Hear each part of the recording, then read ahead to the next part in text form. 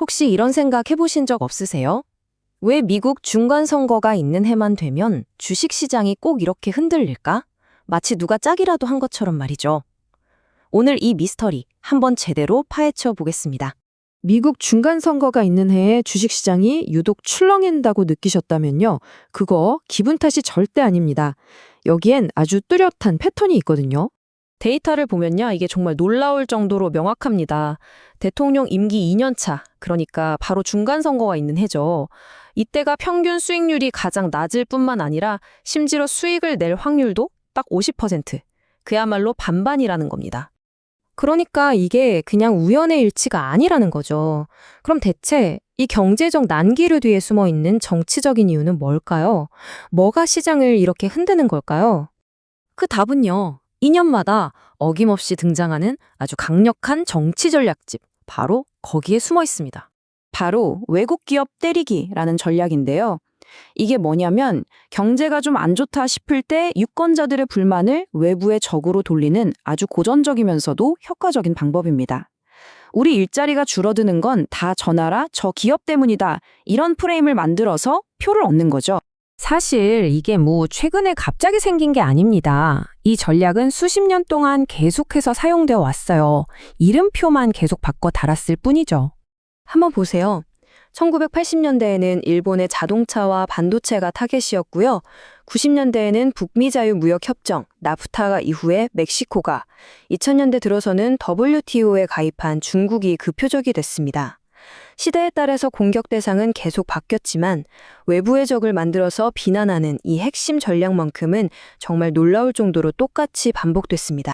특히 1980년대에는요, 일본과의 무역 적자가 무려 500억 달러에 달하면서 반일 감정이 정말 하늘을 찔렀습니다. 그리고 이건 아주 극적인 정치쇼로까지 이어졌죠. 바로 이 장면입니다. 1987년 미국 의회 의사당 앞에서 의원들이 도시바 라디오를 거대한 슬래지해머로 부수는 퍼포먼스를 벌인 건데요. 보세요. 이 외국 기업 때리기라는 게 그냥 조용한 정책이 아니라 대중의 감정을 확 자극하는 아주 강력하고 상징적인 도구라는 걸 보여주는 거죠. 그리고 시간이 흐르면서 그 명분은 점점 더 교묘해집니다. 처음에는 특정 산업을 보호한다는 단순한 논리였는데 최근으로 올수록 반도체나 전기차 공급망처럼 국가 안보라는 훨씬 더 강력하고 사실상 반박하기 어려운 카드를 꺼내들기 시작한 겁니다. 자, 그럼 이제 정치 전략은 알겠습니다. 그런데 이런 정치적인 말들이 대체 어떻게 구체적으로 주식시장의 변동성으로 이어지는 걸까요? 그 과정은 거의 정해진 수순처럼 4단계의 연쇄 반응을 거치게 됩니다. 첫째, 무역전쟁 얘기가 나오면 불확실성이 커지면서 시장이 흔들리죠. 둘째, 관세가 붙으면 기업들 비용이 늘어나고요.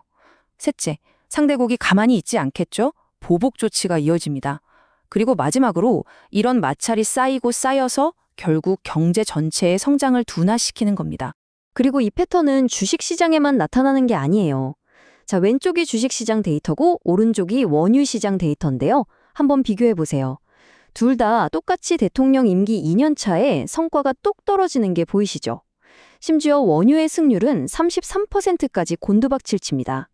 이건 정치적 불확실성이 단순히 금융시장뿐만 아니라 실물 경제 전반에 영향을 미친다는 아주 강력한 증거라고 할 수 있습니다. 자, 그럼 이제 현재로 시점을 옮겨와서요. 이 흐름이 앞으로 어떤 중대한 사건으로 이어질지 한번 살펴보겠습니다.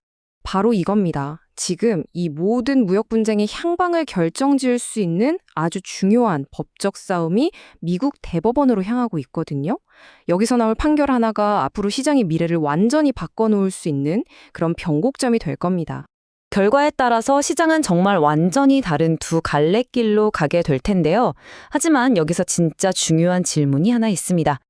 만약에 법원이 현재 관세가 잘못됐다고 판결을 내린다면 그럼 이 지긋지긋한 무역전쟁 이걸로 끝나는 걸까요? 모든 게 다 원래대로 돌아갈 수 있을까요? 자료를 보면 그럴 가능성은 거의 없다고 합니다. 대신 우리는 플랜 B가 시작되는 걸 보게 될 가능성이 아주 높습니다. 이 플랜 B는요, 단순히 법 하나를 바꾸는 게 아니라 관세를 매기는 명분 자체를 갈아타는 2단계 전략입니다. 그러니까 기존의 법적 근거가 막히면 훨씬 더 방어하기 쉽고 공격하기 어려운 국가 안보 같은 논리를 전면에 내세워서 새로운 관세 장벽을 쌓는다는 거죠. 말 그대로 세대 교체를 하는 겁니다. 여기에 걸린 돈의 규모는 정말 상상을 초월합니다. 만약 현저 관세의 법적 근거인 IEPA가 위헌이라고 결정나면요. 미국 정부는 기업들한테 무려 1,400억 달러, 우리 돈으로 거의 190조 원에 달하는 세금을 돌려줘야 할 수도 있습니다. 이건 뭐 엄청난 재정적 충격이 될 수밖에 없겠죠. 자, 그럼 이 모든 것들이 앞으로 글로벌 비즈니스에 어떤 의미를 갖는 걸까요? 핵심은 이겁니다. 우리는 지금 패러다임이 바뀌는 순간을 목격하고 있습니다.